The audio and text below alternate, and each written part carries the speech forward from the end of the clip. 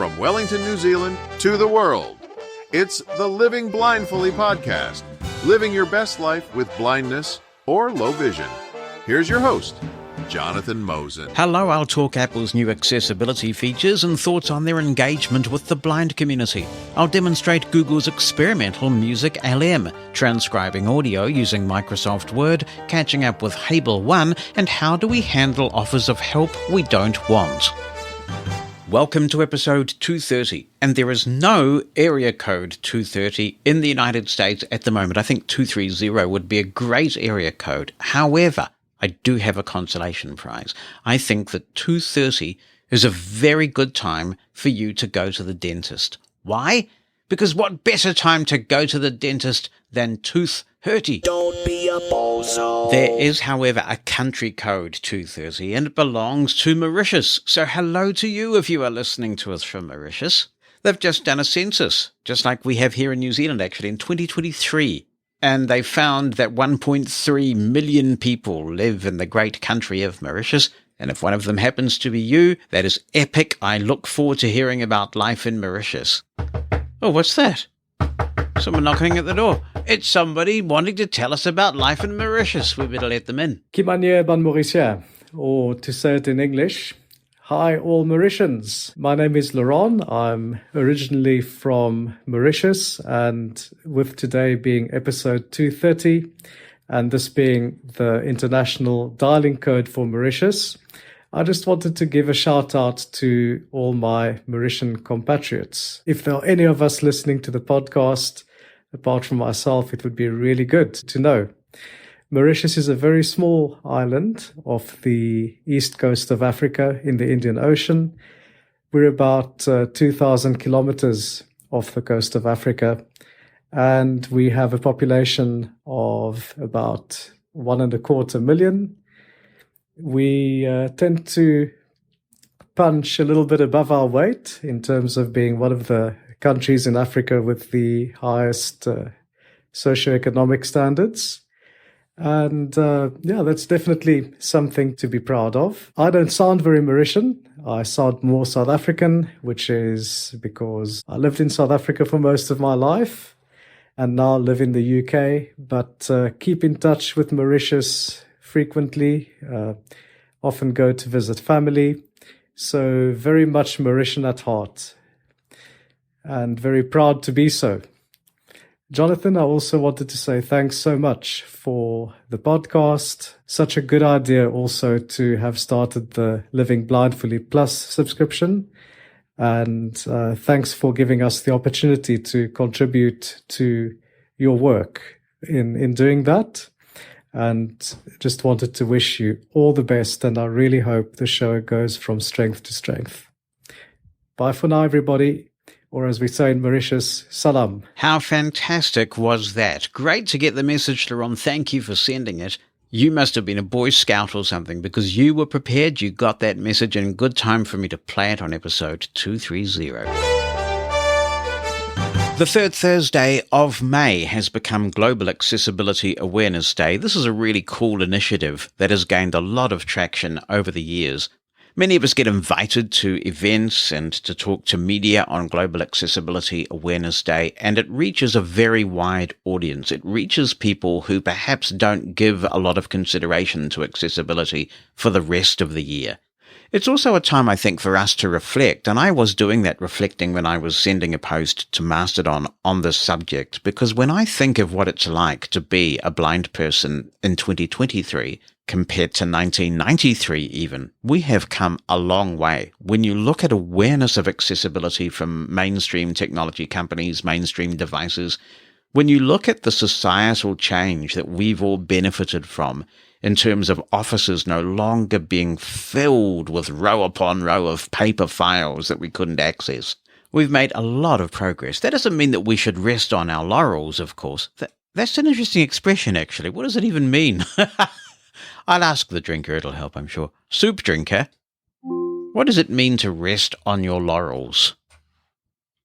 According to an Alexa Answers contributor, rest on your laurels is an idiom that means to be so satisfied with what you have already done or achieved that you make no further effort.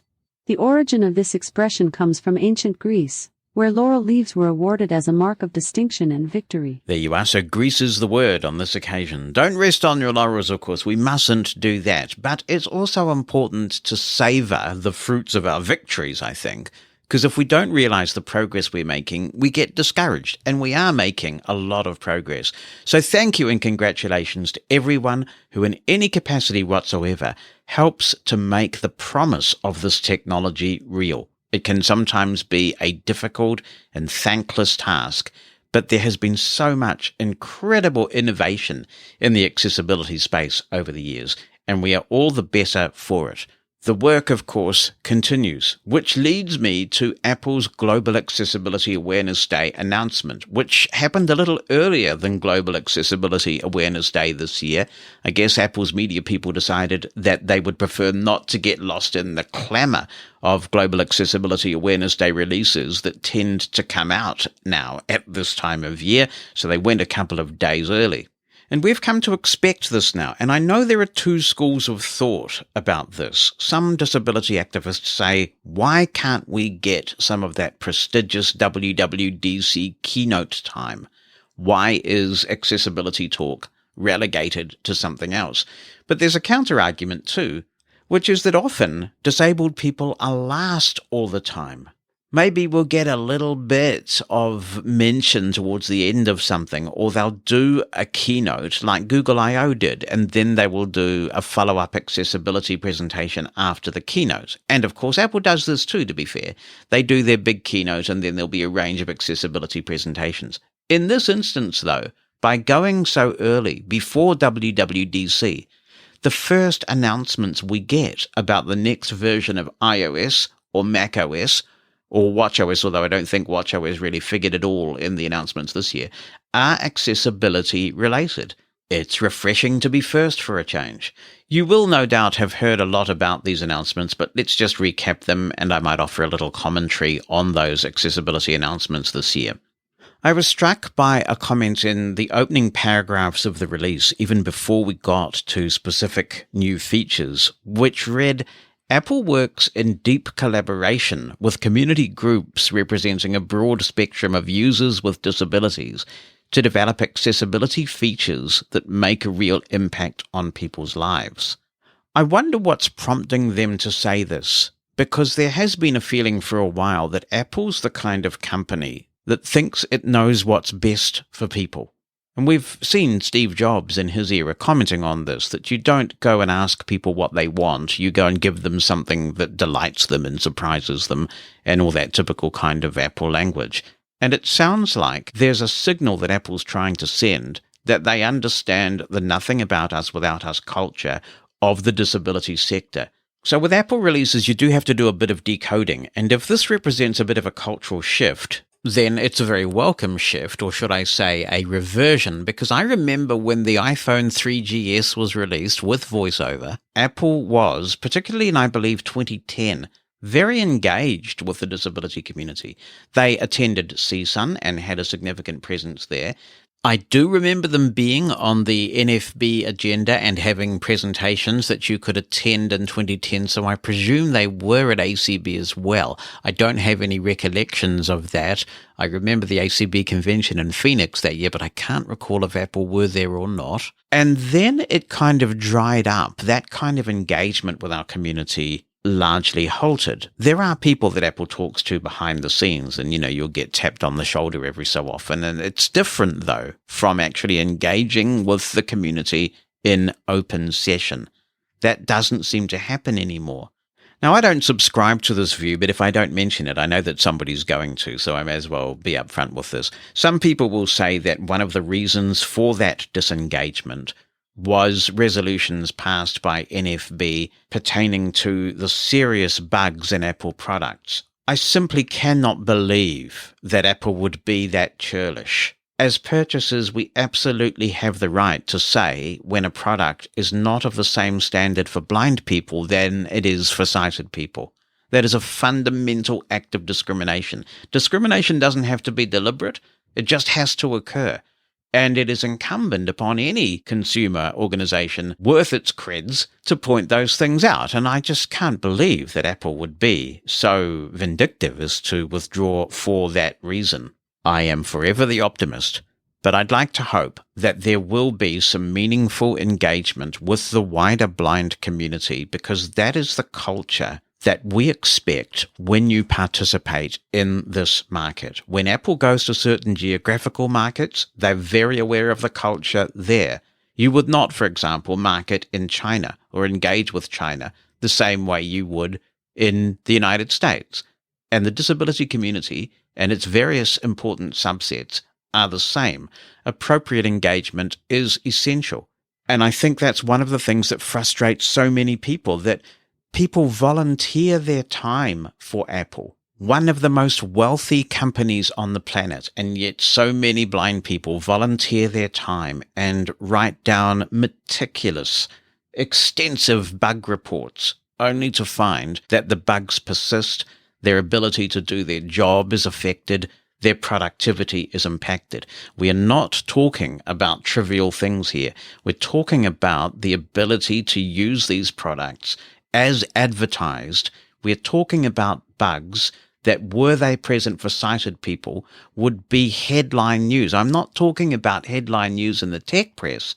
I'm talking headline news in the general press, because they would have such a debilitating impact on people's ability to use the product. And you know what would happen then? Their shares would tank. And when their shares start to tank, then you get some repercussions at management level. But because it's blind people, we will get this flurry of, isn't Apple marvelous at this time of year? But the media will not follow up if the bugs persist. So this little comment really intrigued me when I read it. I note also, though, that when they went on to quote various people from the disability sector, there was no blindness organization quoted in the release at all. The signature feature that was announced for blind people is called Point and Speak, and it's important to note that Point and Speak relies on LiDAR. At present, the only iPhones in the range that have LiDAR are the iPhone Pro models, which can be too expensive for some. We've had this discussion on the podcast over the years. The new iPhones come out, people say, is the LiDAR worth it? And the general consensus has been, well, maybe not at the moment. You know, the door detection is cool. It's a nice proof of concept. The people detection is cool. We did have a really interesting comment from somebody who said that they used people detection during the height of the pandemic when social distancing was so important, and they were trying to find a seat on a bus or a train or something like that. And people detection really does help with that. That's an amazingly cool use case. But unless the product differentiation strategy changes with the next iPhones that should be shipping in September, all being well, then you will need a Pro iPhone to take advantage of this Point and Speak feature. Quoting from Apple's release, they say Point and Speak in Magnifier makes it easier for users with vision disabilities to interact with physical objects that have several text labels. For example, while using a household appliance, such as a microwave, Point and Speak combines input from the camera app, the LiDAR scanner, and on-device machine learning to announce the text on each button as users move their finger across the keypad. Point and Speak is built into the Magnifier app on iPhone and iPad, works great with VoiceOver, and can be used with other magnifier features, such as people detection, door detection, and image detection to help users navigate their physical environment. Now, obviously, this is a super cool sounding feature. The idea that you can walk up to any appliance and find out what the buttons do is hugely impactful. I mean, this solves a real-world problem that many of us face regularly when we're dealing with appliances, perhaps that we haven't had the opportunity to label in our chosen way. I'm really looking forward to finding out how well this works. It's not so much the case with the detection of appliances thing, which you're likely to be doing inside a kitchen somewhere or a laundry room or the TV room or something like that, where it's a little bit more private.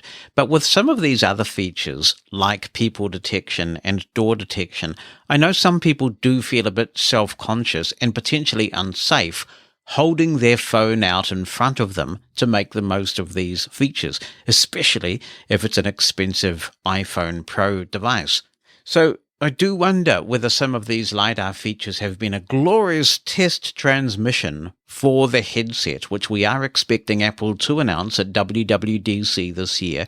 If you had a headset on, and you were getting information about people who were coming into your vicinity, if you could find an empty seat on a bus with that headset on, if you could find doors with that headset on, and to some lesser extent, just work out what buttons on appliances do with that headset on, that is pretty exciting. I will be most interested to see the degree of relevance that the headset has to blind users. I think we've long gone past the stage with Apple where we don't have to worry anymore about whether this new product is going to have voiceover or its equivalent on it. I trust Apple in this regard. I think there will be an accessibility suite of features on this new headset product. But if it's got the LiDAR and it's doing those things, then some of these features which we can kind of take or leave on the phone could become really useful on this new device.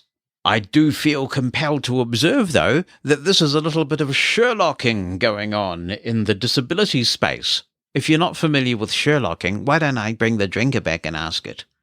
Soup drinker, what is Sherlocking? Sherlocking is the present participle of Sherlock. I have a few definitions for the verb Sherlock. 1. A detective, from Sherlock Holmes, especially used ironically to address somebody who has stated the obvious. 2. To deduce, to figure out, to solve. 3. To search, to hunt, to seek. 4. To obsolete a unique feature in third-party software by introducing a similar or identical feature to the OS or a first-party program/app. Yep, and it has a long history. It goes back to 2001 when a product called Watson shipped for the Mac, and then Apple essentially made it obsolete by putting it in its own operating system, doing it itself. And every year when WWDC rolls around, third-party app developers sit there trembling, wondering if their app is going to be Sherlocked. For example, there's going to be, by all accounts, a new journaling app in the next version of iOS. And the Day One Journal people are saying, oh, we've been Sherlocked. It looks that way, that Day One Journal may have a lot of its features not only copied, but bettered with the journaling app that Apple is producing, because they can do certain things that other mere mortal developers cannot. So anyway, this VizLens program is seeking to do the same thing and help you to use your appliances. So we'll see how this all goes with the magnifier versus VizLens. If you have low vision, you'll be delighted to know that text size is going to be easier to adjust on Mac apps. That'll be very welcome. Another good feature for iOS users is that the Siri voices that VoiceOver uses will be the real deal, the high-quality Siri voices. And we talked about this on the podcast as well, that you can use the Siri voices for your VoiceOver voice, but they're not the really super expressive, high-quality ones. I suspect the reason for that may have been latency, but perhaps with a combination of the voices becoming more efficient and computers becoming faster, that's deemed no longer necessary. So that's going to be a great addition for those people who like using text-to-speech engines that sound more natural. If you are a hearing aid wearer, and a number of blind people are, then you'll be pleased to know that made-for-iPhone hearing aids will pair directly with Mac. This is a great addition. Let's hope that handoff between your iPhone and your Mac is going to be seamless, that works really well, because what I found with iPad, and it was actually the reason why I sold my iPad and don't have one anymore, is that for my hearing aids at least, handoff between my iPhone and my iPad just wasn't happening. Whichever device claimed it first was the one that kept it, even though I had everything set up correctly. And that is another bug that has been around for years which, at least in my experience, has not been addressed despite repeated reports about it for many, many years. So if you are a made-for-iPhone hearing aid wearer and you're looking forward to this feature, I would implore you to install the beta of macOS when that comes out and make sure that the handoff is working properly. And if it's not, let Apple know about it in good time to hopefully address it. Because wouldn't it be nice if a byproduct of all of the work on this is that they solve it for iPad as well? No mention of made-for-iPhone hearing aids on Apple Watch, though, and that is disappointing. I would love to see that come to Apple Watch with the caveat that the handoff issues are sorted there. Some people have said, ooh, a little bit slim pickings in terms of new accessibility features for blind people this year. You know what? I'm pretty relaxed about that if they're spending a lot of time on bug fixes. Apple's engineers are such smart people, aren't they? I mean, they're clearly thinking about the problems that disabled people face and then thinking about how do we actually make an impactful difference. All of the accessibility features, and I'll talk about some of the non-blindness related ones briefly in a minute, improve lives. And it must be so cool to witness the brainstorming that goes on to building them, designing them. Where I believe that Apple as a company is letting the side down is quality control and bug fixes. It is so common in the disability sector for there to be so much promise only to have promise not met because of bugs and unreliability. Apple is not unique in this regard, but they have, for many years, I think, under-resourced bug fixing, quality control. Perhaps it's a process problem. I believe there is, to some degree at least, a process problem in terms of getting the word to the people who are capable of fixing the issues. So I'd be delighted if, for example, some of the Braille issues were resolved, if Braille screen input became reliable again, because now it's popping up these weird bubbles. I don't know what the bubbles are doing, and you regularly find that you have to turn contracted Braille off and back on again to make it work in Braille screen input. You have people who are reporting their speech just disappears. I mean, that is a fundamental bug. There are lots of people reporting this. They can be using their phone and speech just stops talking. Sometimes it comes back within a few seconds. Sometimes it does not, and you have to reset your device. There's the one that we've talked about extensively here on this podcast about made-for-iPhone hearing aid users having very quiet voiceover on a call. And there used to be a workaround for this. You used to go to the rotor where you could change audio destination. That rotor option has disappeared. And so many people, you remember we had this discussion. It was a long, lengthy, lively discussion. And together we did quite a bit of troubleshooting on this and narrowed down the issue, because at first I didn't realize that it was made for iPhone specific until we got a lot of people saying when it wasn't a problem for them and when it was. And hearing aids were the common denominator. I sent in some data. Apple actually gave me a lot of hope because they worked with me on this one and got me to produce some data for them so they could see what was happening. That was really encouraging, but the bug has not been addressed. And many of us who in good faith take time to report these things feel disillusioned. You get people who've not been through this experience who say, oh, we just have to keep reporting things to Apple. Many of us have bent over backwards spending time reporting these things to Apple.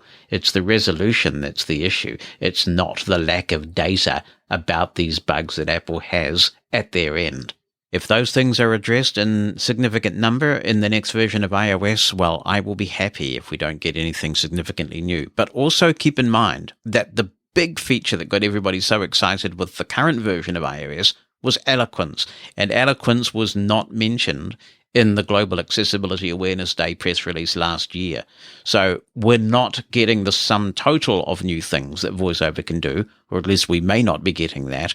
We may find some new surprises when people get to install the Developer Beta 1 right after WWDC on the 5th of June, which we will have a special episode with our panel to cover. It'll be available immediately on Living Blindfully Plus and 3 days later to the general public. So if you'd like to subscribe to Living Blindfully Plus, you will get that right after WWDC. Let's have a look at some of the other features that were announced by Apple with respect to accessibility. One benefits people with cognitive impairments, and it's called assistive access. This can simplify the user interface considerably, and that's what some people require. Not only will this benefit those who are born with cognitive impairments, but also it can help older people experiencing dementia. Many of us get to a stage in our lives where we see people we care about deeply who might have been able to use an iPhone once, but are experiencing dementia, and over time it becomes increasingly difficult to use an iPhone to contact family and friends. If you can simplify the user interface there, that is a very significant contribution that Apple is making to help people who are vulnerable, who are going through a terrible experience, to maintain contact with their loved ones. If you have difficulty speaking, you can use live speech to type your responses on phone calls and in other situations where you want to say something, but you may not be able to say it. Related to this is that there's a feature coming from Apple called Personal Voice, and this sounds quite similar in some ways to the a cappella feature that was announced recently where you can bank your voice. If you're in a situation where you may lose your ability to speak, then Personal Voice will allow you to record your voice. It's stored on device, and you'll be able to use it for features like live speech. To set this up, you'll need to read sentences provided by Apple. You may be able to do that with a Braille display, I guess, but that remains to be seen. There is, however, no indication that these personal voices can be used for voiceover use. I mean, that would be a very pleasant surprise if it were the case, but I don't see any reference to that being a possibility, and you would think that if it were, Apple would make a bit of a song and dance about that. So this is very much being able to type things in and have your voice speak these things back. That's not at all to undervalue what Apple is doing here. Imagine how differently we would remember Stephen Hawking if we could have heard his own voice, as opposed to that trademark text-to-speech that he was known for. So a really meaningful, excellent crop of accessibility features once again from Apple this year. Let's hope that in addition to those, we also get some of the bug fixes many of us have been seeking for a while. We are heading towards WWDC. What do you want to see? What do you think of these new accessibility features? By all means, be in touch and share your views with the global community. opinion@livingblindfully.com is my email address. Attach an audio clip if you want to that email, or you can just write it down. You can also call the listener line, and that number is in the United States, 864-60-MOSEN. That's 864-606-6736. My sincere thanks to Numa Solutions for making transcripts of Living Blindfully possible. RIM is free for all to use for up to 30 minutes every day. Need more time? Well, there's a range of monthly price plans available, and you can buy a RIM pass to assist one person as much as you like for a 24-hour period. And there's yet another way to use RIM. The RIM Community Support Package is designed for those who occasionally need to provide or receive remote technical support but don't want a pro plan. With the RIM Community Support Package, you get an additional 3 hours every single day. That's on top of the 30 minutes RIM gives everyone free. Normally, this package sells for just $149 a year, and it's a steal at that price. But if you sign up now, you can get it at the special price of just $99. That is one epic deal. Check out the RIM Community Support Package at getrim.app. That's GETRIM.app.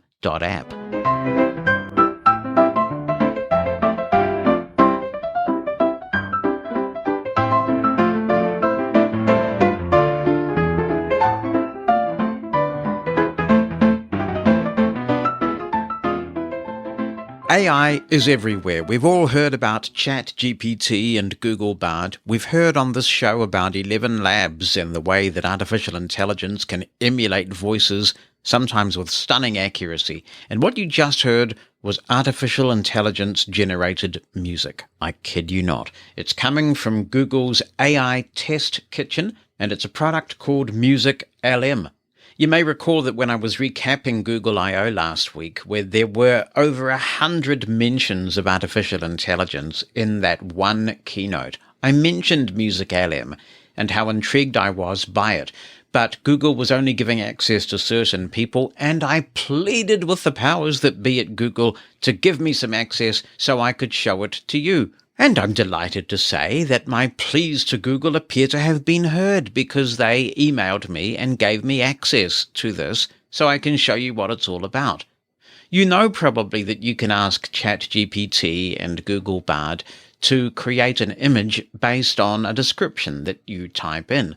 Well, this is the same thing, but for music. You can give it a description and music comes back. You can download the music if you want, but they are quite short snippets at this stage. And I think Google is treading very carefully on the whole question of copyright infringement. They have been working with the musician community on questions like this. So this is very much experimental. It's behind all sorts of locks that you have to get the keys to. So I'm delighted to have been able to do that, and we'll put it through its paces today. Thanks to Google for allowing this to happen. I have my Windows PC running JAWS, and I'm at the correct page. I'll check the window title. IU Test Kitchen Microsoft Edge. And I'm at the AI Test Kitchen page. I'm going to navigate to the Edit field on the page by pressing E. What do you want to create? Edit. And we'll turn Forms mode on. What do you want to create? Edit. What do you want to create? Edit. Contains text. And that's the key question. What do we want to create? The more descriptive you can be, the more happy you are likely to be with the product that you get back. For example, to generate the music at the beginning of the segment that you've already heard, I told it that I wanted up-tempo piano ragtime music, and I think it accurately reflected what it was that I was after. Let's try something completely different, and we'll say disco up-tempo 1970s. And we'll just leave it at that. I'll press enter. IU Test Kitchen document. And it will play 2 samples. The first sample Which track is better? is coming Give up. it a trophy to...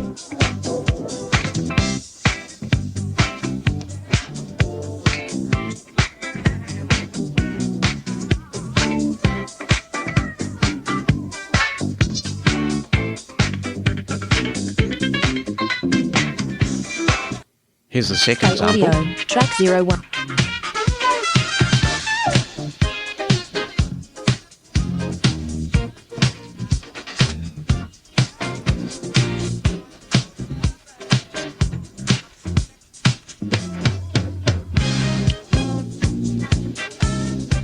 So as you hear, these are very much samples, kind of like the samples you used to get in the iTunes store. They start quickly, they stop quickly, they're not complete pieces. This is really meant at this stage for testing purposes to give you an example of what's possible. And to keep things in a test vein, it is true these are mono. I'm not failing to mix things correctly. They are coming back in pretty low quality mono. So very much a sample of what might be possible in future at the moment.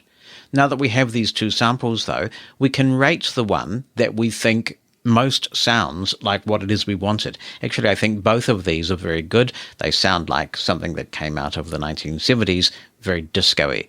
If you're tempted to guide it by giving an artist name, it won't be happy with you usually. So if you wanted, for example, something that sounded a bit like the Bee Gees or Donna Summer, while we're staying with this disco vein, if you type in an artist's name, it is most likely not going to respond at all. It does not want to go anywhere near plagiarism. Let's see if we can get a big band feel going here. What do you want to create? Edit. Contains text.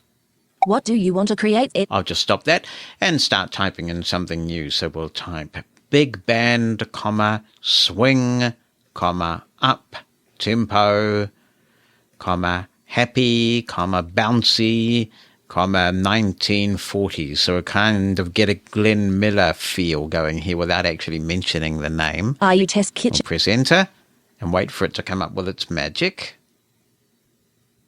Which...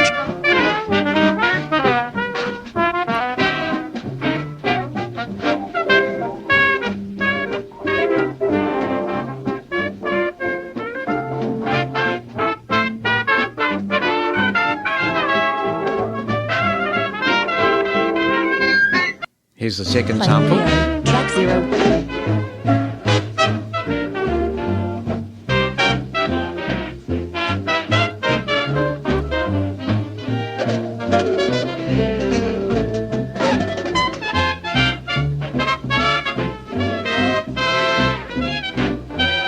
That's pretty impressive, isn't it? So let's go and type something completely different. Virtual piece. We'll go into the field. Selected. And I will type synth pop, 1980s, drums. What else shall we have in there? Samples. We'll try that. Are you test? Let's just see what we get back. Which?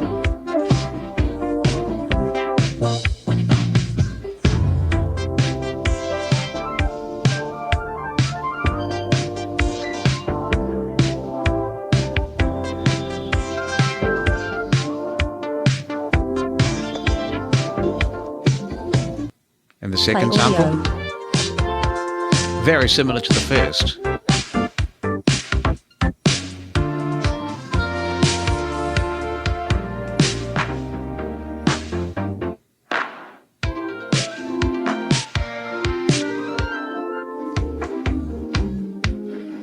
All right, how versatile is this thing? So let us go into the edit field again. What do selected? And we'll try something that isn't Western. Let's see, Indian, sitar. Should we put meditation at the end of it? We'll just see what happens. Are you test kitchen document? Notification. Oops, can't generate audio for that. All right, can we do anything else? Hang on. Let's just type sitar in here. Sitar and maybe Indian. Are you test kitchen document? Notification. Oops, can't generate audio for that. All right, feedback. So it doesn't seem to be happy doing a non-Western thing like that. Let us try what do selected? W. Something like classical, orchestral, E. R. romantic, and we'll try, and we'll press enter. Are you test kitchen document? It's going to do this one. Not getting a notification. Which track is...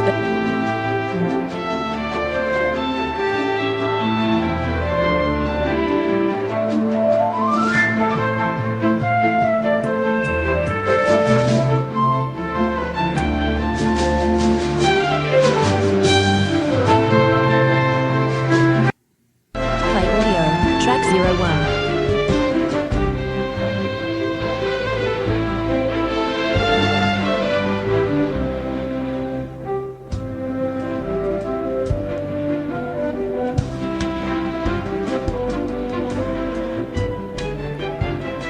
It's a fun thing to play with, isn't it? Let's go back in here and we will try something completely different. What do selected blank. And do techno, dance, club, up, beat, and see what we get. Are you test kitchen document? Play audio. Track 01. Going to do this one.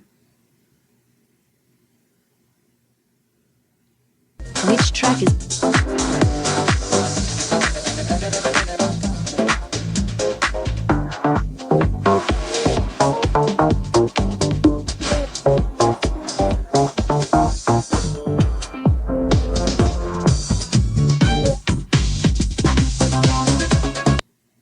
Play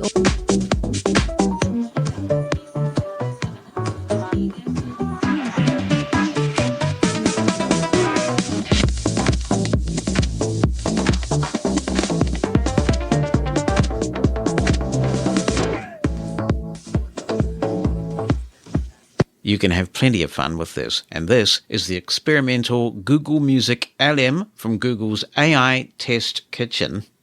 I guess this could be quite useful for generating little bits of background music that are royalty-free for videos and even podcasts.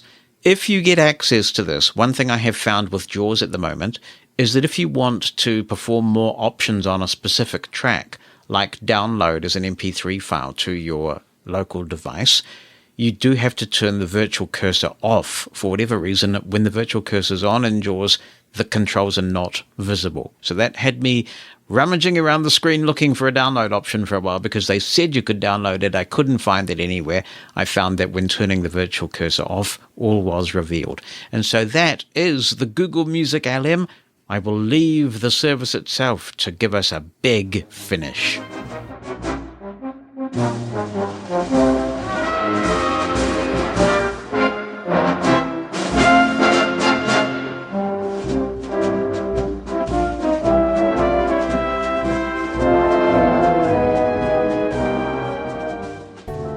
Mastodon is the social network where the Living Blindfully community is most active.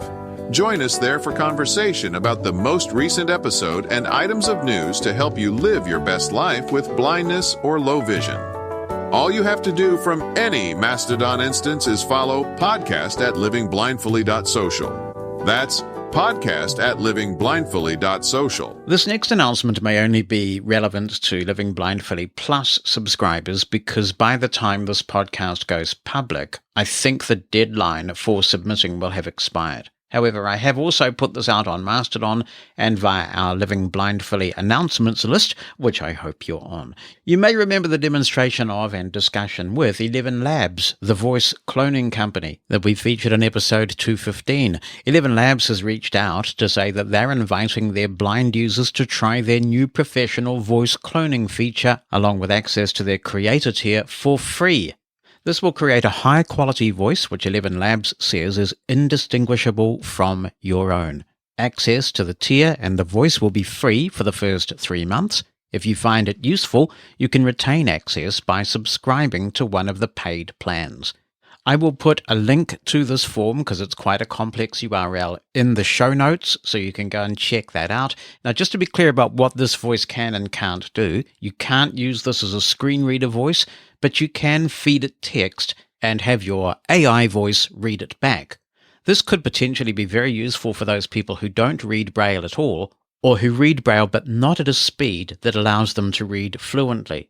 If you can have something read in your own voice, this could be very useful for a variety of applications. So, it's a generous offer from ElevenLabs. I thank them for contacting Living Blindfully with it, and we'll obviously be discussing this in future episodes. We've talked about Optima, we've talked about Braille Sense, and that has started a discussion about the value, if any, of note takers in 2023. Kelby Carlson has a view on this. He says, "Hi, Jonathan. I wanted to offer my own thoughts about why note takers are not obsolete, even though I only use mine on a limited basis. There is a key thing note takers do that most Braille displays do not. Allow easy reading of computer-created files with Braille translation in a portable format with top-down file management capabilities. If I want to read a Word document on my phone, I must read it in something like VoiceStream Reader. I don't have the option of simply opening it immediately in a word processor. For example, it takes much more time and effort to open a document in VoiceStream Reader than it does on my Braille Note Apex. It is also much more cumbersome to find a place in a document and even to move through it. There are some Braille displays where file management is allowed, but it is on a much more limited basis. For example, the Focus 40 only displays text files in computer Braille and only allows writing in text files that are smaller than 32 megabytes. The portability of a note taker combined with file management capabilities is why I believe they are still necessary for some people. You can't take a computer everywhere, and using a Braille display with a phone comes with its own limitations. That being said, most of the new note takers that run on Android don't seem to have the advantages of old note takers, nor do they offer much that simply connecting a Braille display to a phone would also not offer. Thanks so much for sharing your perspective there, Kelby, and people need to use the devices that work for them. Not at all to argue with your point, but just to fill the picture in a little bit. The note taker functions on the Focus 40 Blue are probably some of the most basic of the range of Braille displays. For example, if you get the Humanware products like the Brilliant and the Mantis, which is fundamentally Humanware with APH's input, you do get a file manager, you can open all sorts of documents, they will back translate for you, so those displays are a wee bit more capable than the Focus is at this time. This next contribution comes from John Gassman. Hello there, Jonathan. I experienced today a brand new tech feature that I had read about and listened to from Kelly Ford, and that is the ability to take an MP3 file that I had recorded in the past, or you could also do it with something that you record on your computer, and literally transcribe it from that MP3 file into a Word document.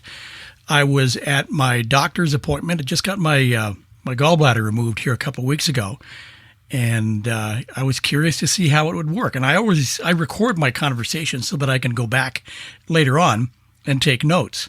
So I took the recording today and followed Kelly's instructions, and it worked out pretty well. It does get the basics of the conversation recorded from that MP3 file to a Word document, or you can record it to a text document. It's not perfect. One of the things I found was that if you talk right up against the finished sentence of your doctor or whoever, it does get confused sometimes. And maybe if you wait a beat or two and then respond, it does a better job of recognition. I'll have to play with it some more and just see how it goes. Maybe Larry and I can yell at each other and we'll transcribe it and see what happens. You can only use MP3 and WAV files, and there might be one other, I think. I don't believe that you can use a FLAC file yet. And I'm sure Microsoft will eventually be upgrading this so that the recognition is better. But I've really found it interesting. And it's kind of nice to be able to use this. It's not as good as the transcription that you would do for your files or that we used to all do with FSCast. Those are a lot better, and people are actually, well, I know in the case of FSCast, there's an actual individual transcribing. But even the services are better than what this is right now. But I hope it will improve. I think it's a nice little feature that people can play with a little bit and enjoy. It's a pretty busy space, this, isn't it? Because you've got tools like Otter AI. You've also got Whisper, which is a phenomenally accurate text-to-speech transcription option in terms of these sorts of tools anyway. If people haven't played with Whisper yet, I can't recommend it enough. We really should demo that at some point. But John, thank you. Since you raised this, let's give it a go. And I've recorded a short file, which I will send to the Microsoft transcription thingy. Let's just play that file so you know what I'll be sending. Click. Hello and welcome. This is Jonathan Mosen speaking at a fairly regular speed for me. I'm not doing anything special, but I just want to make a quick voice recording so I can send it to the transcription in Microsoft Word. We'll see what it makes of this and how accurate the transcription is. This will be the first time that I've actually tried this, but in looking at it, I see that you can choose the New Zealand accent, so it is supposed to be optimized for that, and the fact that some are not optimized for my particular accent can prove a problem when working with this sort of automated transcription. So let's see how well this does. Click again. I have saved that audio, and I want to send it to Microsoft's transcription service through Word. I happen to be running my handy-dandy Microsoft Word on my computer, and I find that when I'm wanting to search for a specific thing, the easiest way to do it is to press Alt-Q and then type what it is that I'm looking for. So I'm going to press Alt-Q and then type the word transcribe. Keep in mind that if this doesn't work for you, you do need to be running a fairly new version of Microsoft Word, and if you're not on the insider track for Office, you may not have this yet. Ribbon. Type to search and use the up and down arrows keys to navigate submenu. Microsoft Search Edit. I'll type transcribe. TTR. Transcribe. And press down arrow. Best action group. Transcribe. 1 of 1. That's what I want, so I'll press enter. Document one word. Ribbon. Type to search and use the up and down arrows keys to navigate submenu. Microsoft Search Edit. Transcribe. Add-in. Transcription pane add-in. Transcribe. Transcription pane add-in web content. Transcription pane add-in web content page. Transcription pane add-in. Start recording button. I'll press tab. Transcription pane add-in. Link learn more. Select language combo box. English New Zealand. That's correct. Upload audio button. And there's the upload audio button. When I press this, we'll have a standard open file dialog that pops up.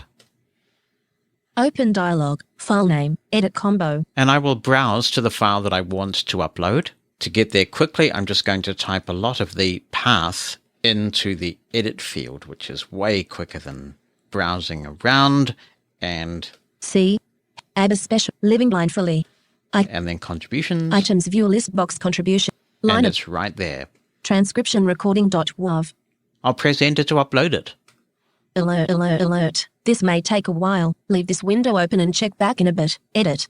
20%, 38%, 42%, 43%, 46%. Transcribing audio file ... 47%, 48%, 49%, 50%, 51%, 52%, 53%. Right, let's just pause that.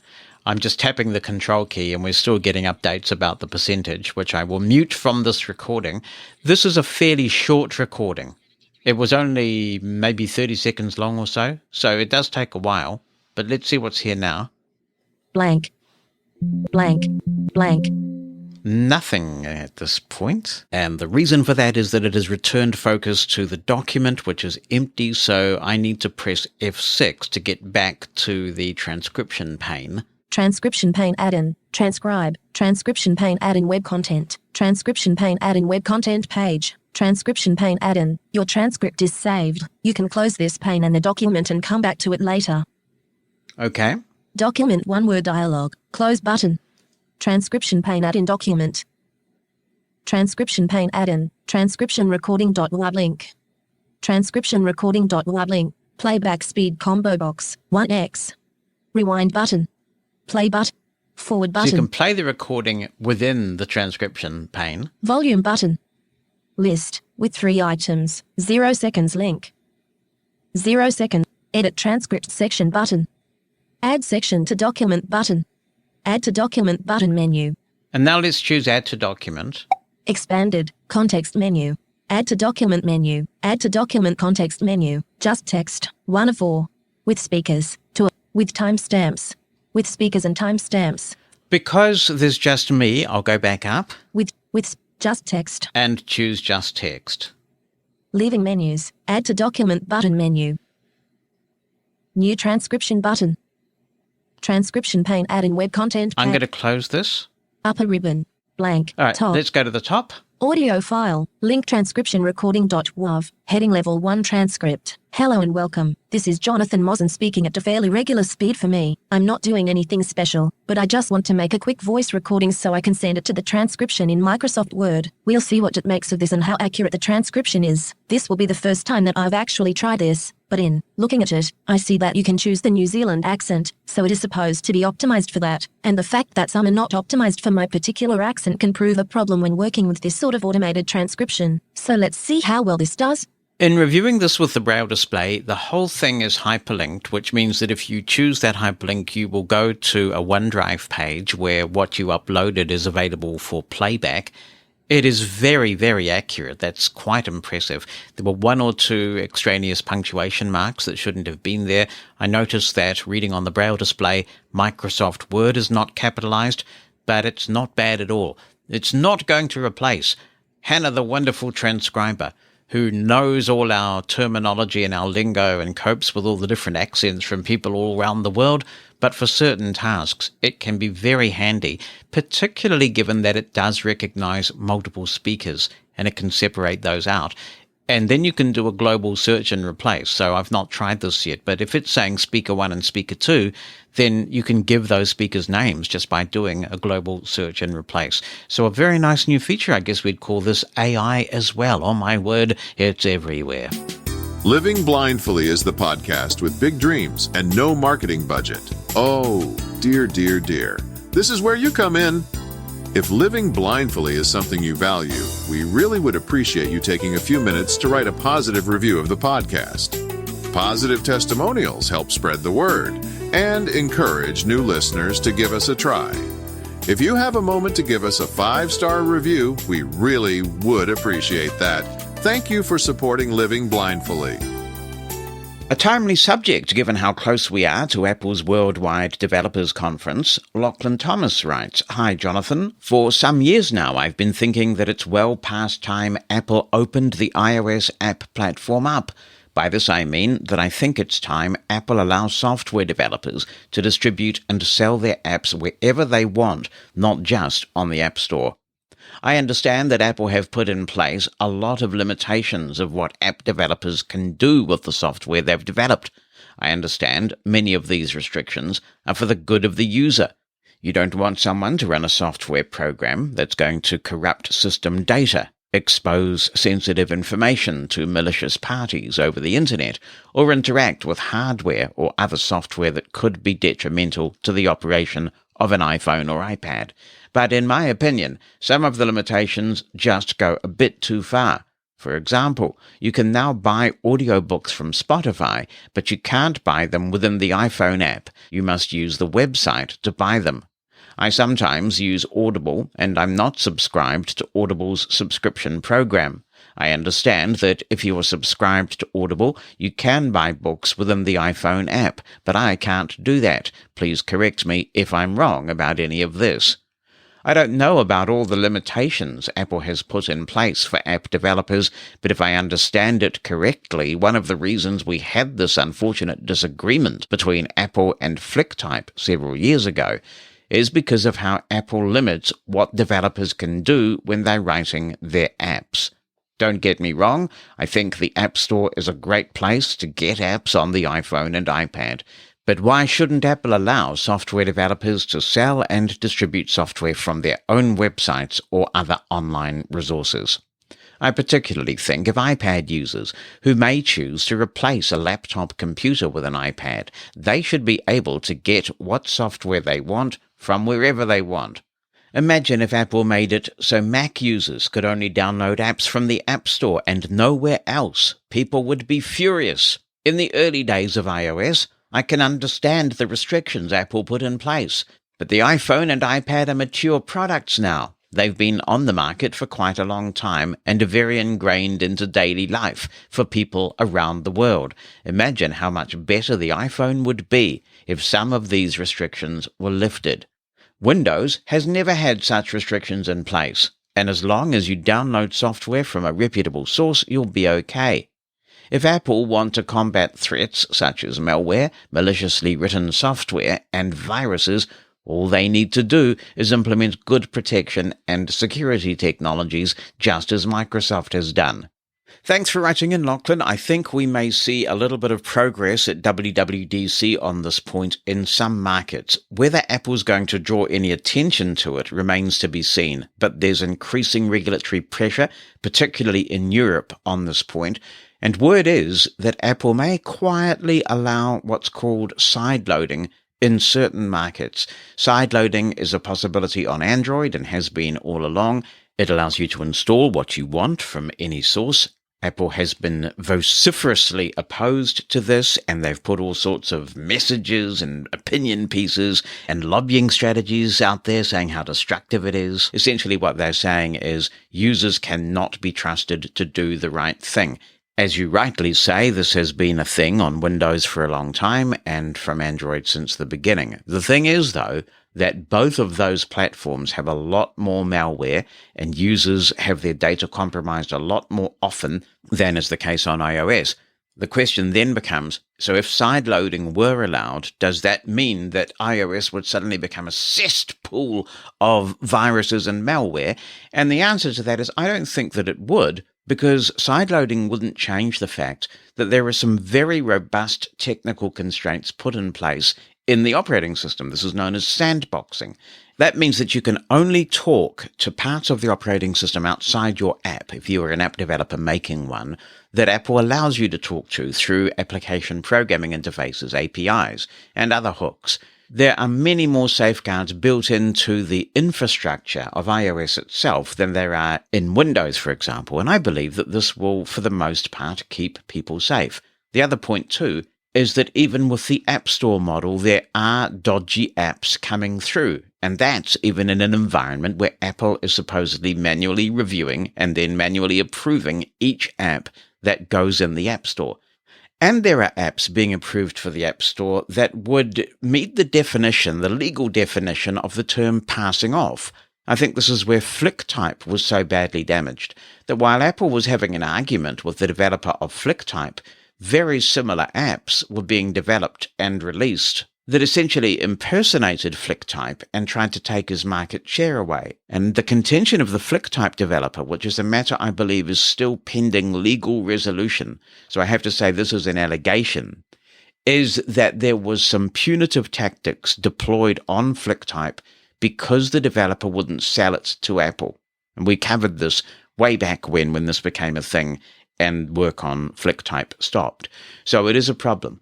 Now then you were talking about not being able to purchase subscriptions from certain apps or products from certain apps, and the reason for that is that there's an argument over revenue. Apple is contending that because it delivers so many users to other companies so readily, it should take a cut. It's essentially a broker. It's an intermediary, and it wants a handling fee. And that's why when Netflix or Spotify or a number of those other companies that have now withdrawn the ability to pay from within the app charge a subscription fee to you, 30% of it, unless there's been some sort of special negotiation, goes to Apple, just simply for being a processor of the subscription and running the store that got you the app in the first place. It's money for jam. Apple's raking it in, and some of the companies have pushed back and said, hell no, we're not giving you this money for jam, Apple, and some are taking legal action, and that's why I think you will see some movement in this area. This is also a reason why at the moment I don't offer Living Blindfully Plus through Apple Podcasts, because for every subscription that someone paid to keep this podcast going, Apple would take 30%. So to make those subscriptions meaningful, I'd have to set them at a reasonably high number.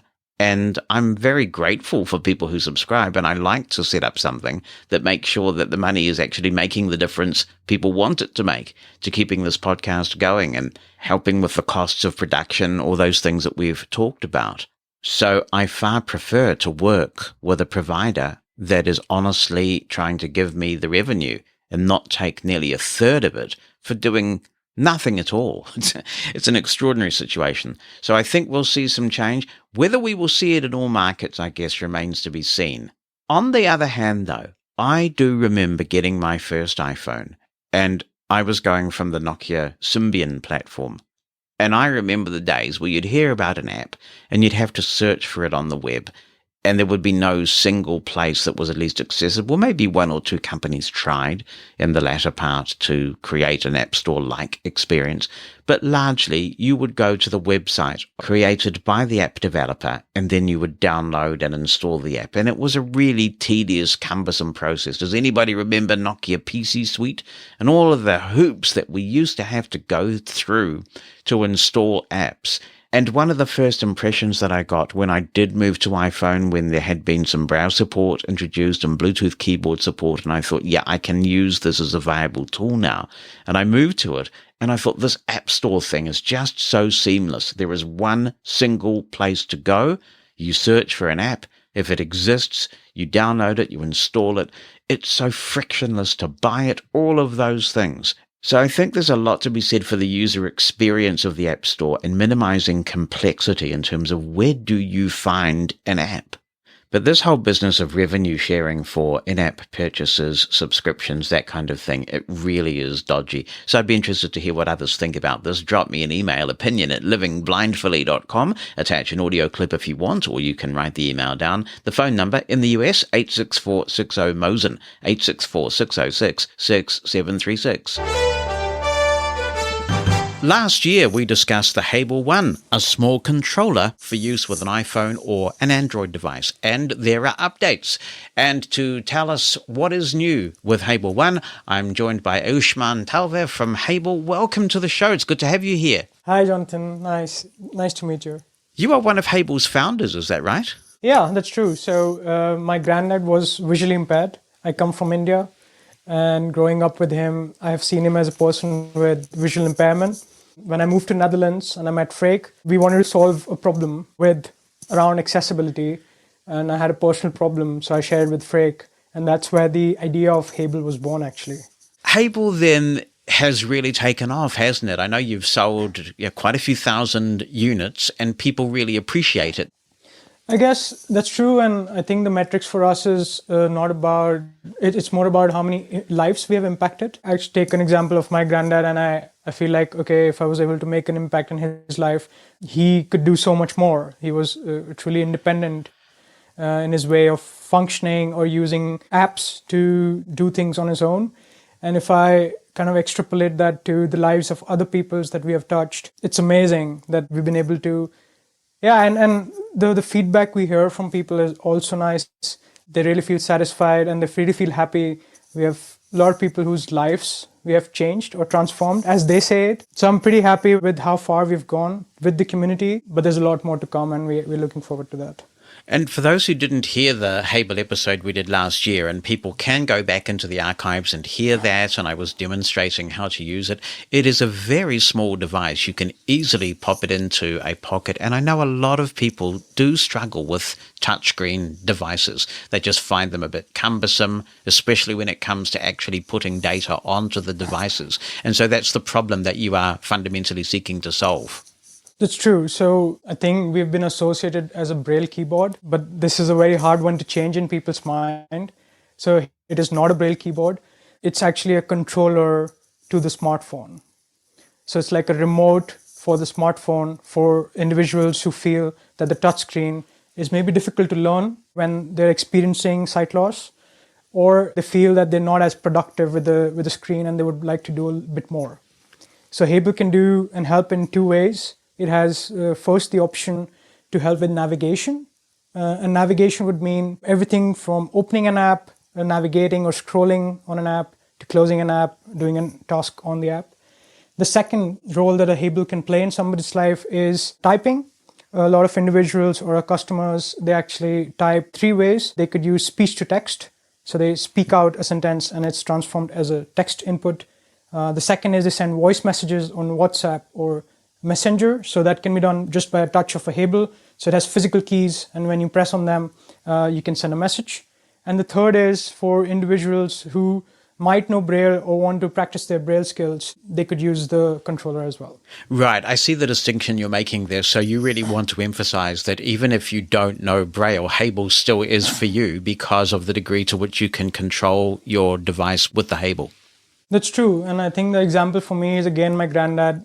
He turned visually impaired later on in his life. So he was 45 to 50 and he had to take early retirement. And then learning Braille was not an option for him or was not an easy task to do. And for those reasons, I feel we've met so many other individuals as well that they actually don't associate themselves with Braille, and that's completely fine. And we see Hable actually making an impact to those people's life first as well. And I mentioned this last year too when we were talking about Hable. I have to compliment you on the very elegant user interface because it's super logical. And so once you understand the concepts of how to use these keys to move forward, to move back, it's really consistent and quite elegant. So that's great stuff. But the reason why we got you back on is not to simply rehash what we've already talked about, but there are new things to talk about. And could we talk first about the iOS app for Hable? This sounds like a pretty significant breakthrough. Yeah, and I think the story for this, like you mentioned previously about the interface, I think I have to credit that to the community back. I think the community was very helpful in giving their feedbacks in what they wanted, what they expected. And by listening to them, we actually made the interface how it is now. And that connecting to the new features like the app, again, this was the most requested feature by the community. Since Hable is a smartphone controller, we want it to be smartphone first. So smartphone or smart devices like tablets. And right now, to update in Hable, whenever there's a significant update from iOS or an Android, Hable also needs an update. Or if a new user interface has been suggested by the community and we want that to be accessible for everybody, we would like that to be updated on everybody's devices. Because the current system is not as accessible because it requires a PC and a wired connection with the Hable. And we think that this can be improved. And the community actually asked for this because they were like, yeah, we want an easier method to do this. So we started to change the step by first launching an app on iPhone and iPad. The app can be found on the Play Store or on our website. There's a link for it. And through the app, there's a big button, or the first button, which says that update. And while you click on it, it should update your Hable. We wanted to kind of pass over the simplicity of the Hable as well onto the Hable app. And that's something new that we have come out with. And that's available for iOS only, correct? So it's available in the iOS App Store for now? Yes. So it's been a work of around 4 to 6 months. And we don't have the resources to develop the app for both Android and iPhones. So we first made it possible for the iPhone and iPad. And we are working on it again for Android, looking at the feedback again. And I think by summer this year, or June 2023, we have an app for Android as well, for the Android users. How long does it typically take to update the keyboard? So do you mean when somebody clicks on Right, because update button. presumably it's using Bluetooth. I mean, it's probably downloading the update first to the phone or iPad, and then it's obviously got to update the keyboard's firmware. That's true. An update process from the time somebody clicks on an update button to the time that the update has been finished on the application should be 60 seconds to 90 seconds. All right. Okay. That's very little time at all. Is there any other information you can get about your keyboard at this stage or configure it in any way, or is it purely for updating right now?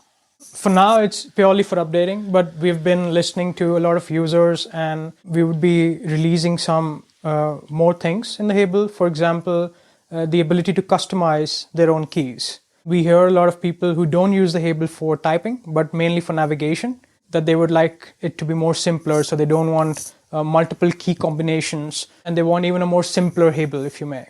So we see that a possibility by giving users the option, or their trainers or the smartphone trainers the option to be able to configure the keys on their own. That is something which is under the wraps, and we hope to launch that as well with the Hable app. And even though the Android app will take a wee while now that you can turn your resources to that, Android users haven't been left out in the cold. You've made some improvements to the way that Hable is working with Android devices, I understand. That's true. Again, the credit goes to the community and a lot of super users who've been behind this. So I do have to give the credit back to them. When we started with Hable, we saw that there were some features on the TalkBack for Android which were a bit different than the voiceover on the iOS. We don't have favorites, and we do think that the users with the phone that they're using, they shouldn't need to switch the phones that they have. So we've tried to bring that experience and make it uniform on the Hable, that users don't have to do the difficult swipe gestures, which they are sometimes for Android phones, I would say, and also for rotor functions. So they don't have to do those difficult gestures, and it's more intuitive to use TalkBack for Android on the Hable. The words of our users, not mine. The features include reading controls. The reading controls are some of the features that could enable you to read a word or a character or a sentence, but also give you more options or tools for when you're reading a text or when you're on a web browser and you want to navigate by headings, by links, or enter a text field. This was possible on the iOS through something called as rotor function, and it's essentially a similar feature on the Android, which we have also made it possible on the Hable now. Some things like on the iOS devices, for example, the missing home button. So a lot of smartphones nowadays do not have a physical home button. And I think that's something sometimes the community misses, of one button where they could reset their phone or go to the home screen wherever they are on the phone, and they could just reset and go to the home screen. And that is possible with the Hable. A shortcut for notifications, wherever they are on any app and they want to go for notifications or the latest message that they want to read, that's possible on the Hable, just through a shortcut. So those are some of the functions which makes it more usable than the TalkBack or the VoiceOver.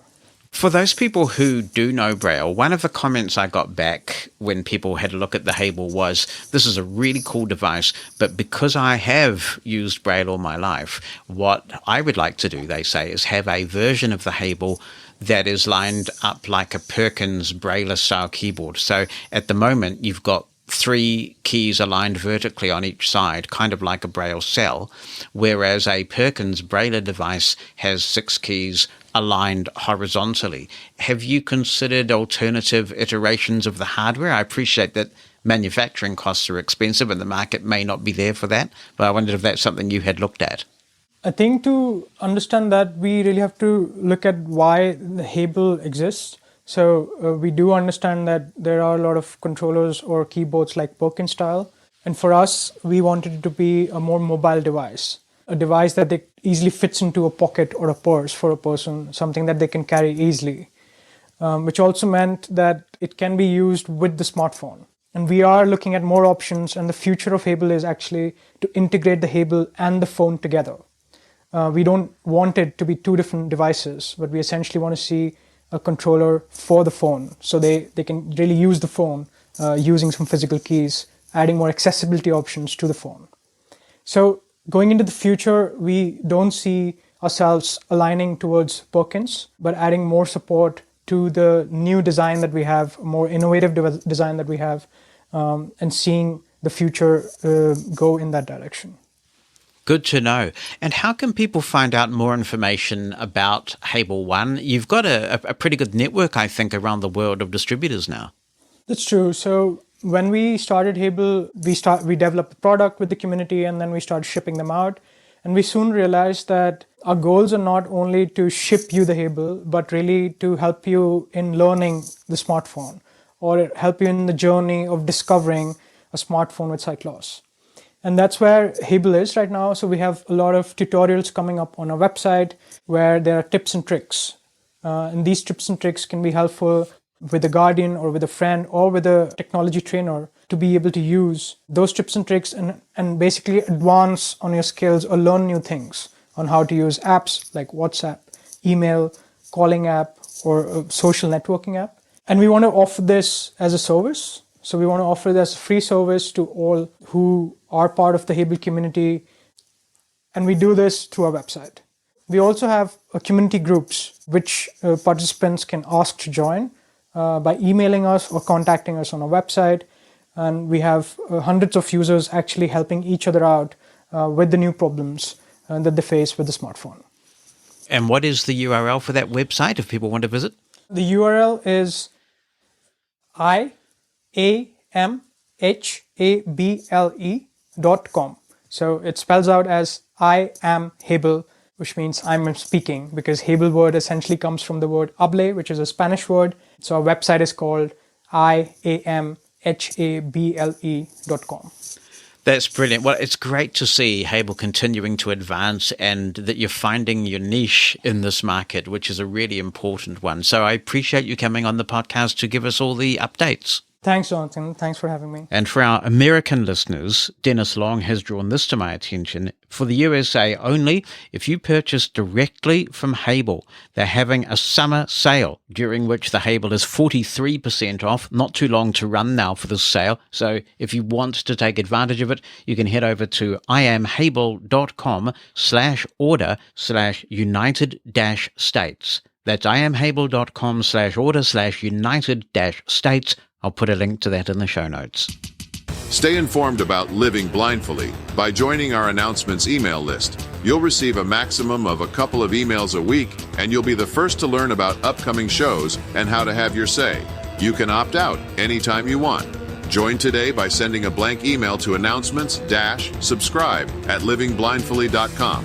Why not join now? That's announcements-subscribe@livingblindfully.com and be in the know. Rod Kahn is pursuing his relentless quest for audio-described titles with Dolby Atmos, and I get that, and I congratulate him for it, because he's spent all this money on the gear, and he wants to make use of it, and I completely understand because I'm in a very similar position. Here is his latest missive. Hi, JM. After my glowing reports, there they were glowing, of Netflix delivering AD with Dolby Atmos, I now have to report that at present, AD is reduced to surround sound, which is selected by choosing English 5.1 with audio description, or similar with other languages like French or Polish, etc. From what I read, many streaming services are focusing on using Dolby Digital Plus in order to release bandwidth to accommodate 8K video. How about a system without video, says Rod. Well, how about it indeed? That might not work all the time if you've got sighted family members around. In our household, when the kids aren't here, and they're all grown up now, we're a two-person, all-blind household, and I'm with you. I would gladly just play the audio description soundtrack in the glory of Dolby Atmos without the video. I do hope that we keep the pressure on the studios who are making these absurd decisions. Why would you take an amazing surround sound experience away from the people who may, arguably, appreciate it most?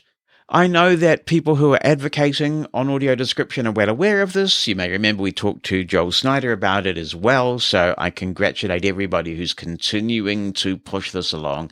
If anybody does have any updates on this from the studios, how is advocacy going on this, where we are getting an inferior audio experience by virtue of our requirement or our preference to have audio description, please keep us in the loop as they say. Hello, Jonathan. This is Reginald George calling in from Washington State, and I had two comments. One of them is about the Focus Braille displays, and I have it on pretty good authority from someone that is working from the ICANN Connect program who sends in Focus displays to Freedom Scientific.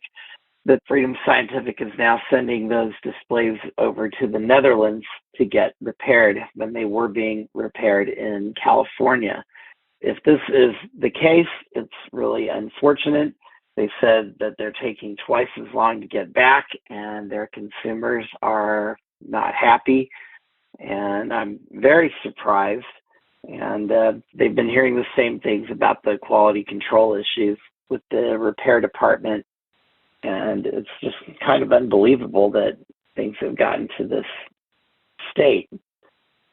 And that's all I really know about that. It could be a rumor. It's just something that, we need more information about. The other comment I have is about subscription software. And the difference between subscription and a software maintenance agreement is that at least when the maintenance agreement runs out, your software continues to work to a point. But if your Microsoft 365 software runs out, don't they make it to where you can't continue to save your files or access your OneDrive, or you actually don't have most of your functionality? So it's almost like you're being forced into continuing to pay for another year of access, whether you can afford it or not, once you're locked in. And that's the problem that I have with everything being on these renewable, rotating, revolving plans, is that you're locked in. And it's not just on a few things anymore. It's practically everything you own. That's why I do not like subscription software. I want a perpetual license. Yeah, it might get out of date, but at least I've got something that I can use, and then it's up to me when I want to buy a new version. Thank you. Good to hear from you, Russ. Let me work my way backwards through your contribution, or perhaps I should say, Xavier agrees with you. He says, giving my opinion about subscriptions, I do not like them. Put it this way. Many people don't have a lot of money to just drop on things. A subscription closes off access because, sure, I can pay you right now, but what about a month from now? I still want the service, but everyone's situation will differ month to month. A one-time purchase, while more expensive, means it's yours forever. That way, you don't have to worry about your needs when it comes to money. Now, returning to the question of Focus 40 Blue Braille displays, I tried hard to get a response from Freedom Scientific on this before I aired it. I have contacted a couple of people now. The key person who can give me an answer to this has not responded at the time that I stopped recording this episode. If we do get a response subsequently, you can be sure that I will air that. We obviously want to be passing on accurate information. So I don't know if it's true that Freedom Scientific is sending products off to the Netherlands for repair. And obviously the ongoing first-hand experiences we're hearing of people having problems with the Focus 40 Blue 5th generation display on multiple occasions is really concerning. Hey everyone, this is Christopher Wright. I usually don't contribute like this to the podcast because of my stutter and because I find it's quicker to just type and I have more time to think about the things I'm trying to say. But this is an exception because this is going to be a quick demo of importing the Plus version of this podcast into the SensePlayer. Yes, I got my SensePlayer. I know I said I was going to wait. Well, that didn't happen. And, boys and their toys, right? So there are a couple ways that you can do this. If you export your podcast feeds from an app, you can import that OPML file into the player directly, or you can make a file and paste links into it, and you can copy that file. I'm going to show you how to do this method as opposed to using an OPML. Also, do be aware from my testing, if you do import OPMLs, it will import standard RSS feeds. So the player will let you see those, but if you try to download things, it won't let you download because obviously it's not a podcast feed. So I'm going to start this by assuming that you already have the link for the podcast copied to your clipboard. This is the private link that you get after you set up your Plus plan. Now, I actually don't have it on my clipboard right now, so I will pause the recording and resume when I have it. Okay, I have the podcast link copied to my clipboard, and let's begin. I'm going to go to the Start menu. Start window. And go to Notepad. Notepad. Untitled Notepad. And basically, you're going to paste this link into Notepad. It's a very long link. And if you want to add multiple podcasts this way, you put their links on individual lines. So now that that's done, I can save the file. I'll hit Control S. Save as dialog. File name. And it asks me for the file name. The file name that this uses is podcast.url. So we'll do podcast.url. Save as type. Combo box text documents. And it's important here to change the type to all files. Expanded. Save as type. List. All files. Star. Encoding. Save button Alt plus S. And I can save it. I think the default save location is my documents. Podcast Notepad. Once you have this file, you can copy it to the player. As of right now, using the latest version of the firmware, it doesn't seem to want to copy the file directly if you connect the player to your computer. So the best way to do this is using a flash drive or an SD card. To speed this up, I have the file on a flash drive that's already plugged into the player. File Manager. Let's go into the File Manager. File Manager, USB 22. I'm going to go into the flash drive here. System volume information 12. And I'll down arrow. Podcast URL unknown file type 22. All right, here's the file with the link inside it. I'll hit the menu key. Menu opened. Copy. And we'll choose copy. Copying. Podcast URL unknown file type 22. And I'll left arrow. USB 22. And go up to the flash disk and then navigate to the podcasts folder. Flash disk. Daisy 16. Date. Document. Music 4. Podcasts 56. And I'll go to the right to go in here. Podcast to the V2DB unknown file type 12. And let's open the menu. Menu opened. Paste. And paste this in here. 100. One objects copied. Now podcast the last URL unknown file type 13. The last step, let's go back to the home screen. File Manager. Is to go into the podcast player. Days, document, FM, web radio, podcasts. Podcasts. Creating feed list. Feed list creation complete. Feed, living blindfully 12. And there we go. It has imported the feed. If I hit the play key. Feed, living blind, episode, a tutorial on Mona for Mastodon, the most powerful, accessible way to do Mastodon on your iPhone, iPad and Mac, not downloaded 1228. Now let's give you a demo here of how quickly this thing downloads because it is fast. So this is a pretty big file. It's like, I think it's over 120 megs. This is the demo on the iPhone Mastodon client. And I'll just hit the play key and watch how fast this downloads. Start content download. 5, 10, 15, 20, 20, 30, 35, 4, 4, 50, 50, 60, 6, 7, 7, 80, 80, 90, 90, 08, 30 a.m. And it just announced the time, but that's okay. So now the file has been downloaded. If I go... Windows 95 is 24, efficient system, a tutorial on Mona for Mastodon, the most, checking the download file. Episode, a tutorial on Mona for Mastodon, the most powerful.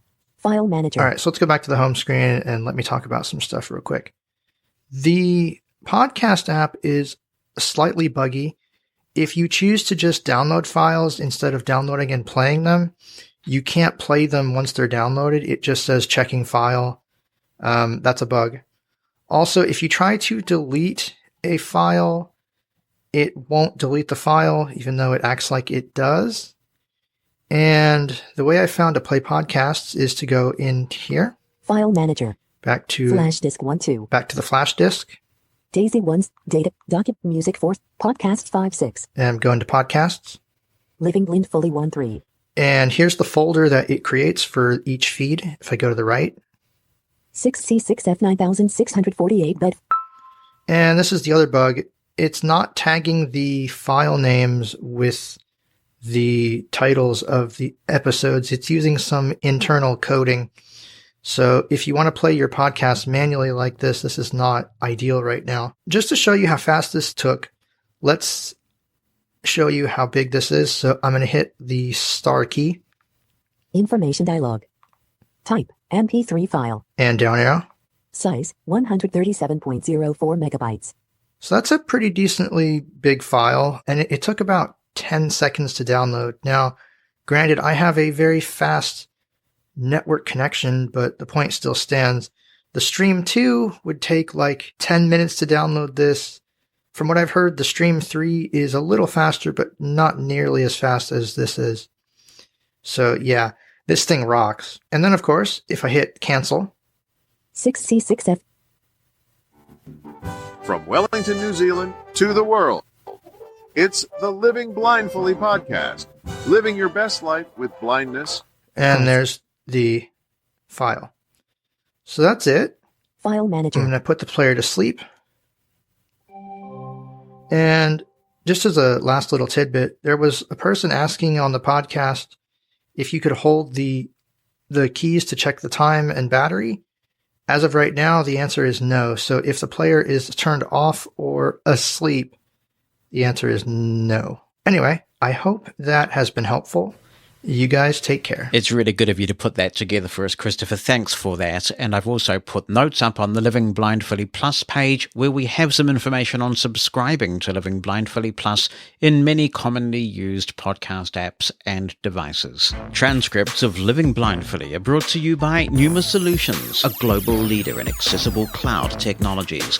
On the web at numasolutions.com. That's PNEUMA solutions.com. I enjoy getting most of our Living Blindfully contributions, but this one is particularly good because it makes an important point to think about, and it spins, as we say over here, a very good yarn. I do like it when someone can tell a good story. So with that preamble, let's read it. It's from the Netherlands and it's from Mohammed. He says, "Hi, Jonathan. I wanted to share with you and all the Living Blindfully listeners one of the strangest things that ever happened to me.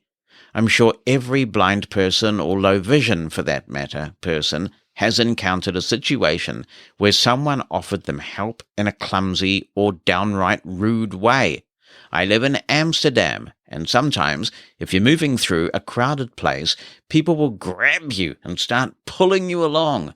In that case, you have to either make them stop if they're pulling the wrong way, ask them to not do that, or tell them where you're going so they take you to the correct place, even if you don't need it. I'd like to take a peek into the mind of a person that does that. How could you possibly guide someone if you don't even know where they're going? What does it matter that you can see if you don't know where you need to be? This happens fairly often, though, so as inexplicable as it is, it's not that weird. So let's amp up the weirdness. Here I was last year, walking down the street after getting some groceries, minding my own business, when I heard someone running my way while breathing heavily. Now this is Amsterdam. It's a busy city. Someone might be running or something, so I stepped aside to let them pass. There was a row of parked cars on my right side and a row of houses on my left. I stepped to the left, so towards the houses. Instead of passing me as I expected he would, this gentleman gave me a little tap on my left shoulder, something similar to the way you give a ball just a little tap with your foot to keep it from rolling on after when it rolls your way.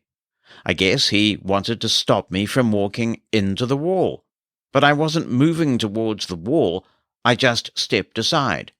Anyway, this man stopped running, and I wasn't really in the mood to engage with him and ask what he was doing, so I moved on. And what do you know? A couple of seconds later, I hear the same footsteps, the same heavy breathing, and now I receive just a little tap on my right shoulder. At this point, I'm thinking, is he seriously trying to keep me in my lane? What is he doing? Playing human lane assist? This can't be good for him. He sounds extremely stressed. So I stepped slightly to the left, and what do you know? I got a little tap on my left shoulder. At this point, my inner cruel demon was tempted to lead him on a merry trip through the city, zigzagging wildly and turning unexpectedly. I was wondering what would happen if he got near water or a busy road. What fun we could have together. Instead, I turned around to him and called out. He immediately came to me and I explained that what he was doing was completely unnecessary. I showed him how I used my cane, that I could detect obstacles with it, and that I'd walked this route very often and knew where I was going. He asked me if I was sure, and I told him, yes, I'm all right. I thanked him for his attempt to be helpful. He said goodbye, we shook hands, and he left. About a year later, the strangest thing yet happened. I was on my way to the tram after a medical appointment I had. I just crossed a bridge, crossing a canal, and turned left to walk alongside it. There was a thin strip of grass between the sidewalk and the canal on my left, and a bicycle path and busy road to my right. I angled slightly left to the grass in order to make sure I stayed on the pavement and avoided all the bicycles whizzing past, so I was moving towards the water ever so slightly. At that point I heard screaming from behind me. This was pretty far off, but clearly audible as the man was shouting at the top of his lungs. I thought, well, Amsterdam is a busy city, all manner of things happen here, so I can look over my shoulder, but that won't tell me anything. I'll keep my ears peeled and see if I need to take any action. The screaming became louder and louder as the shouting man came closer and closer. He was moving fast, he wasn't walking. When he was a couple of meters behind me, I realized he was talking to me. "Stop!" he shouted. "Stop! Stop! Stop!" So I stopped, turned around and asked him what was wrong. He stepped off his bicycle, breathing heavily, and said, "Water! There's water on your left, be careful!" So I launch into my normal and, at this point, well-practiced blind person explains to sighted person how they navigate spiel. I'm waving around my cane to show him how I can detect lampposts and other hazards, how I can use it to detect different types of ground, such as pavement and grass, how I know that there was water long before I fell in, unless I was extremely uncareful, how I know the route when someone else showed up. "What's wrong?" he shouted. "Where are you going? The tram, you say? I'll take you there." I respond by urging everyone to calm down, and I launch into my blind person explains to a sighted person how they navigate spiel. I'm waving around my cane to show him how I can detect lampposts and other hazards, how I can use it to detect different types of ground, such as pavement and grass, how I'd know that there was water long before I fell in, unless I was extremely uncareful, how I know the route. In the middle of my spiel, the first person that stopped me, the one who kept shouting, "Stop!"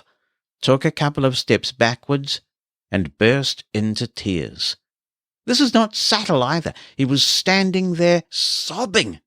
The second person helpfully explained that the man was crying, even though it was clearly audible. But when he told me he had tears in his eyes too, I decided to not launch into my blind man explains to sighted people that he can use their voice and sounds that they make to gauge their mood spiel. I thanked both men for their help, asked them if they were okay, gave the first man, who was still sobbing lightly, a hug, and left after reassuring them that I was okay and could make the journey myself. This final situation did make me think, though. We, as blind people, often talk about the misconceptions sighted people have of us in terms of how it affects us. To be clear, we should do that. We are the ones most affected by their attitudes, and almost never positively. But this type of attitude has an effect on them as well. I don't exactly know why these two men started crying, whether it was fear, relief, or some other emotion. I just know that the emotion wasn't a happy one.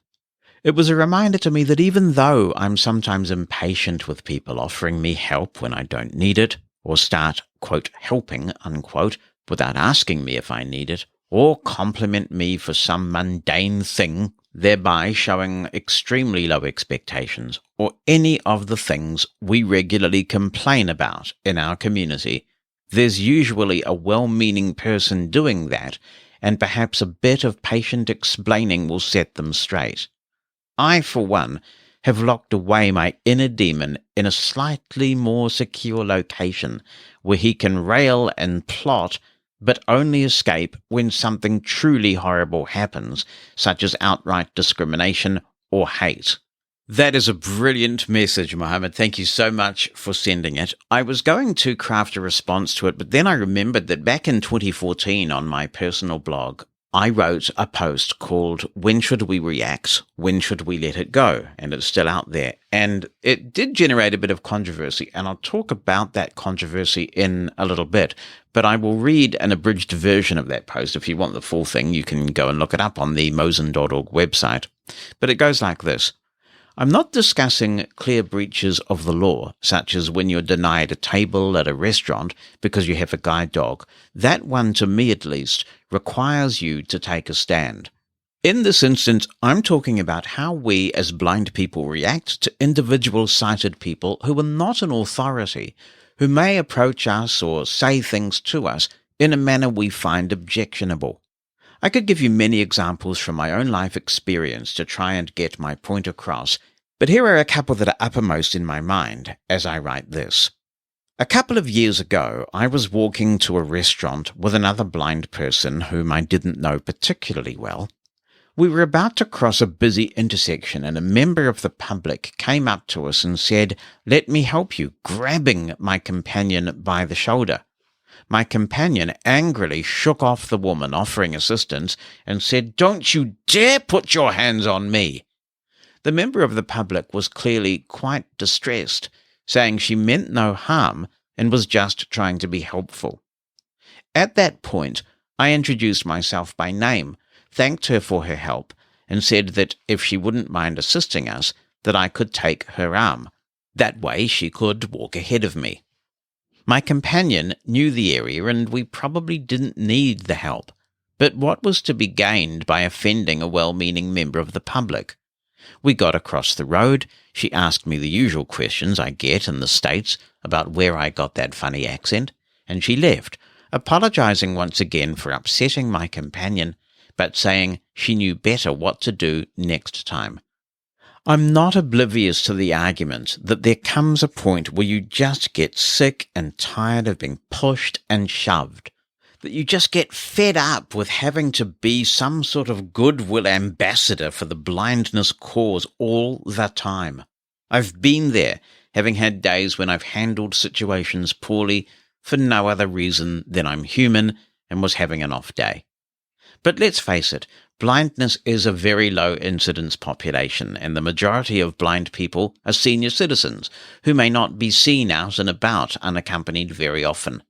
That makes the numbers of independent mobile blind people an even lower incidence population. I'm all for blind people being taught how to make the most of their lawful rights and how to advocate to change the law where necessary. But I submit we also need to learn how to be well-mannered self-advocates with a sense of perspective. Of course, there will be jerks who don't take no for an answer, but we should be sure that that's the type of person we're dealing with before we turn on the verbal fire hose. Let me give you one more example of an issue where I think the best response is to just let it go.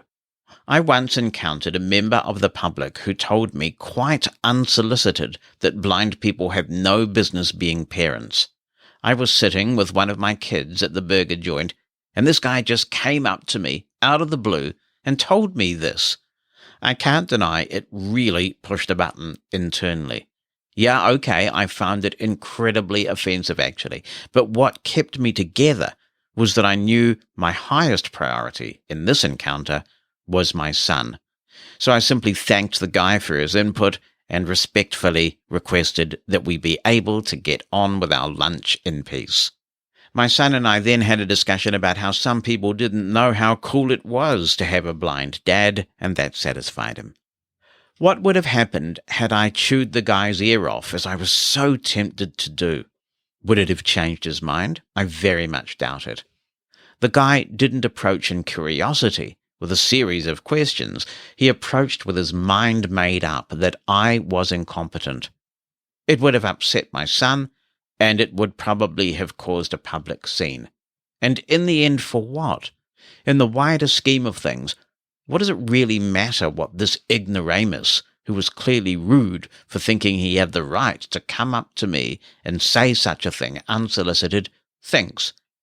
By contrast, let me give you one example where I did take a very public stand and then tried to articulate a principle that defines my different attitude to these three occurrences.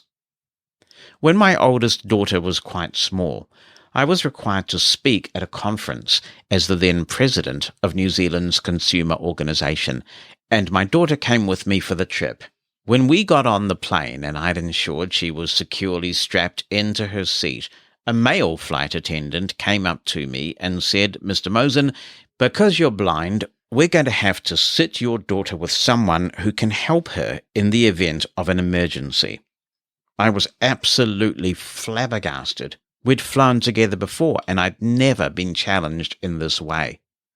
I told the flight attendant that in an emergency, there's no one in the world on this plane who's going to be more concerned about my daughter's welfare than me, that she'd clearly be upset sitting next to a stranger and that there was absolutely no way he was going to move her.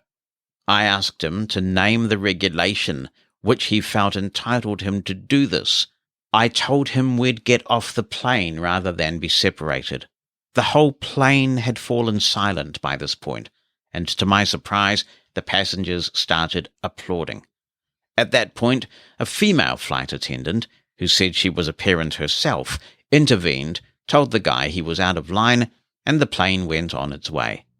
I was really touched by all the kind words from the passengers as we disembarked, commenting on what a lovely father-daughter pair we were. In that case, I followed up with a written complaint. The person concerned was disciplined and given further education. So why did I choose to make an issue of that one? First, because as a parent, my daughter was my responsibility.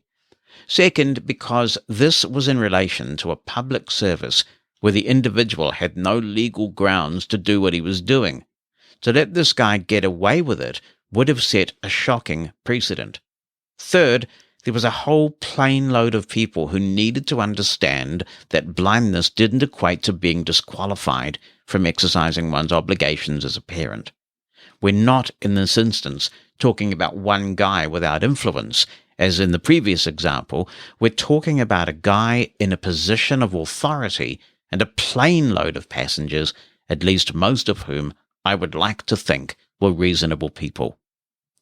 If I had to condense the way I try to look at these things into a principle, it would be this. Is this thing I would prefer not to be happening a challenge to my civil rights, or an annoying affront to my sense of self, my ego, if you will? Is the intention to be hostile and to discriminate? Or is someone seeking to be kind, with that kindness perhaps a little misplaced? Was offence intended, or have I simply chosen to take offence? If offence was intended, will it matter beyond this moment? When we deal with entities providing us with public services, I think it's reasonable for us to expect a certain quality of service, although even then the front-line staff often aren't responsible for their lack of education.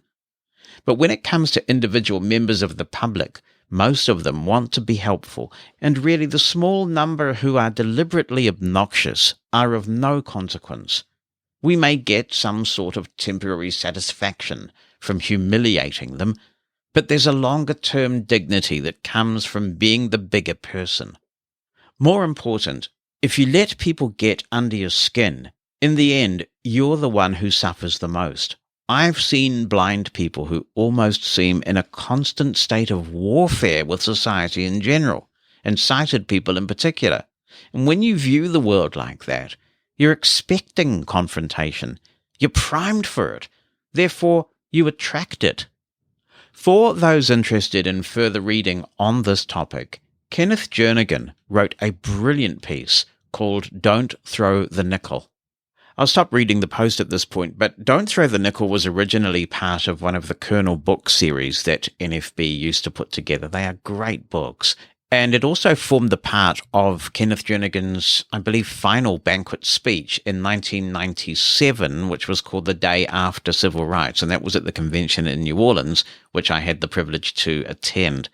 I'd be interested in your take on this, whether you think that sometimes we can be too angry or whether it's just an encroachment, an infringement. We shouldn't have to put up with it under any circumstances. One criticism that I got from that article that I just read you or paraphrased for you that may have some validity is that I'm coming at this from a male perspective, and I completely accept that. If you're a blind woman and someone's walking up to you and putting their hands on your shoulder or whatever, that's a whole different level of danger and intimidation and worry. And I do accept that. And perhaps the post that I wrote back in 2014 did not adequately reflect this. So this is a very thoughtful topic. You might like to share some stories of help that was offered to you when you didn't need it, that was over the top, how you handle these situations yourself. Do you find yourself getting angry and then wishing you didn't? Do you just have very firm boundaries that you never allow anyone to cross? And that means that if somebody puts their hand on you without consent, you let them have it. You let them know that that is totally unacceptable. And in this day and age, I completely understand why you might do that as well. It'd be great to have a discussion about this. Opinion at livingblindfully.com is my email address. You can record something, or you can just write it down. And my phone number in the US, 86460-MOSEN, 864-606-6736. Just before I leave this, I should say that I've had the bursting into tears thing once, to the best of my knowledge. And I'm pretty sure this was also in 2014, actually. It was when Bonnie and the 4 kids and I were in a tourist destination, and we had a motel thing. It was quite a big one, obviously, with 4 kids and 2 adults. And they were really nice. Very nice people running this motel. We had the big unit, I think it had a couple of bedrooms, and you could roll out the big sofa in the lounge and turn it into a sofa bed and all that kind of stuff. One day we were getting ready to do some tourist attraction or other, and the woman who ran the motel came up and just burst into tears and gave this, I think it was a box of chocolates. It was some sort of gift to Heidi. And she was sobbing. I mean, and we said, is everything okay? And she said, you're just such a lovely family. And I didn't know how to really respond to that. She was in tears and gave us this nice gift. And all I could really think to say was, thank you so much. You haven't seen the kids when they're acting up, but thank you so much. So it is interesting. It's hard to know how to respond when something like that happens. If you're on Twitter, well, so are we. Follow Living Blindfully to get information about future episodes and to be alerted the moment we publish a new episode. Because of Twitter's short usernames, we're at Live Blindfully. That's all one word. Live Blindfully on Twitter. People do enjoy talking about the old technology. And what's interesting is it's not just the people who used that old technology when it was around. It's also younger people who are intrigued by the old technology. Tell us what it was like in the old days, old man. When you used to do main menu, what was it like? Get off my lawn, that's what I say. Anyway, Rich is in touch. He says, I am in the United States and trying to assist another blind person with an original VoiceNote QWERTY keyboard note taker. Here are my issues. When it powers up, it says Keysoft version 5.x and then says flash disk not available and then to do a reset. I performed what I believe to be a reset by trying keys S, D, and F with and without the spacebar with no success. I tried holding in the reset button as well.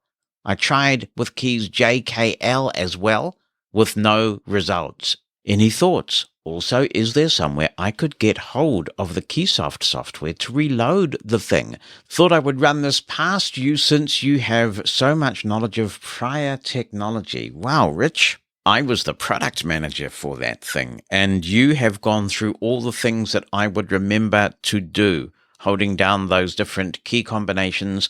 The flash disk unavailable message suggests that the chip on the board might have failed, and after all this time, I guess I'm not surprised we can't really complain about it having lasted all this time, because that product would be about 20 years old now, I think, maybe a fraction less, but not too much less.